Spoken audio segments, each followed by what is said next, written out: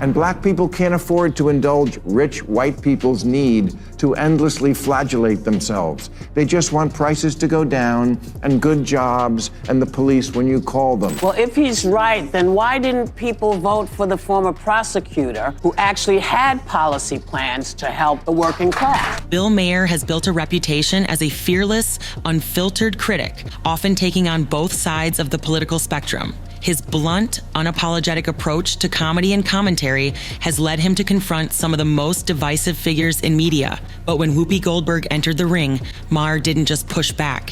He dismantled her arguments in a way that left viewers speechless. This wasn't just a clash of egos. It was a confrontation between two distinct ideological worlds, with Maher's sharp wit emerging victorious. But how did this all unfold? What made this exchange so unforgettable? Grab your popcorn, because this isn't just about one celebrity dismantling another. This is a reflection of the larger ideological battle playing out on our screens every day, and Maher's brutal critique of Goldberg is just a snapshot of that broader conflict. To understand the gravity of the moment, we need some context. Bill Maher has made a career out of skewering political correctness, cancel culture, and of course, the increasingly extreme fringes of the woke movement. Time and again, he's pointed out how we've lost our sense of humor and our ability to have serious, nuanced discussions without immediately labeling someone as a villain. Enter The View and its infamous co-hosts. Whoopi Goldberg, a longtime fixture on the show, has used her platform to advocate for her brand of progressivism. But it's not just progressive. It's a rigid ideological purity that shuts down any real critique, branding those who disagree as problematic or misinformed. This wasn't Maher's first rodeo with The View hosts. He's butted heads with Joy Behar, Sunny Hostin, and others in the past. But this time, it was Goldberg who stepped up to challenge him, and that turned out to be a huge mistake. Right from the start, Goldberg offered an argument that didn't hold water. She tried to claim that Maher's ideas about economic reform and personal accountability were too simplistic. Her usual talking points about economic inequality, especially concerning Black Americans, were nothing new, just a regurgitation of the same tired rhetoric that's become a hallmark of the woke left.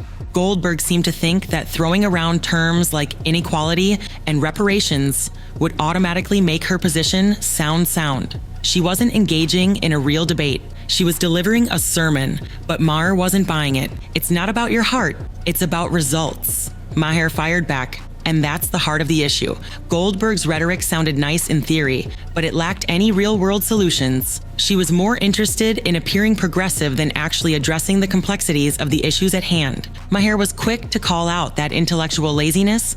His issue with the current left-wing narrative isn't that it's progressive, it's that it fails to provide meaningful solutions. It's all about moral superiority with no action to back it up. At this point, Maher wasn't even pretending to be polite. The gloves were off. He tore into Goldberg for parroting the same empty liberal ideas without ever questioning their effectiveness. You're not offering solutions, Maher told her. You're offering slogans, and slogans don't fix problems. But Maher didn't stop at her argument. He went straight for the heart of the political culture Goldberg was defending. He pointed out the glaring lack of accountability from both the political establishment and the media, especially when it came to figures like Hunter Biden. You want to talk about accountability, but you ignore it when it comes to your own side, Maher said as the tension thickened. That was a gut punch.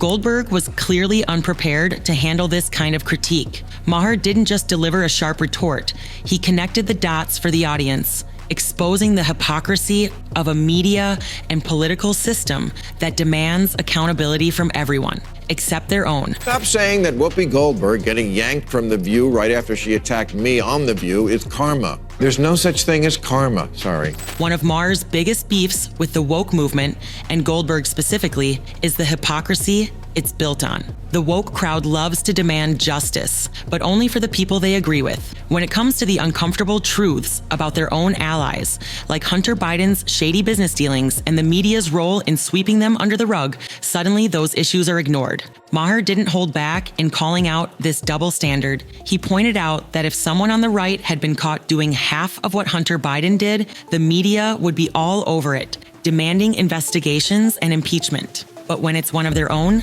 crickets. Goldberg, caught off guard, tried to deflect, but Maher was relentless. He honed in on the left's refusal to hold its own accountable, driving home the point that you can't claim to be the party of truth and justice while turning a blind eye to corruption just because it's politically convenient. Maher's point was simple. The woke left wants accountability, unless it's their own side that's involved. But Maher wasn't done. He turned his attention to the media's role in perpetuating this hypocrisy. He ripped into the mainstream media's complicity in downplaying the Hunter Biden scandal. By ignoring or misrepresenting important stories, the media was actively protecting the powerful, all to preserve a political narrative. He pointed out how major outlets like the New York Times and the Washington Post initially dismissed the Hunter Biden story as Russian disinformation, only to backpedal once it became undeniable. If it weren't for independent media like the New York Post, we might still be in the dark about what Hunter Biden was up to, Maher said, making the point that the mainstream media had a vested interest in burying the story because it didn't fit their preferred narrative. Goldberg tried to defend the media's handling of the story, but Maher deftly exposed the contradictions in her defense. Every time she tried to pivot, it became clear she wasn't concerned with the truth. She was trying to protect the system. Here's the ultimate irony Maher hit home. Whoopi Goldberg, a longtime advocate for free speech, diversity of thought, and progressive values, was now acting as if those principles didn't apply when Maher, a liberal himself, challenged her worldview. Maher pointed out that Goldberg's refusal to tolerate opposing viewpoints was a perfect example of the problems with American discourse. People were no longer interested in genuine debate. They were simply trying to shut down anyone who didn't fall in line with their views. And Goldberg, despite her decades-long career defending free speech, was now part of that very silencing culture. You talk about free speech, Maher quipped, but only when the speech fits your narrative. That was the knockout punch. Goldberg's intellectual dishonesty was laid bare for all to see. The left, at least the segment she represented, wasn't truly interested in discussion. It was about silencing dissenting voices and pushing a one-sided agenda.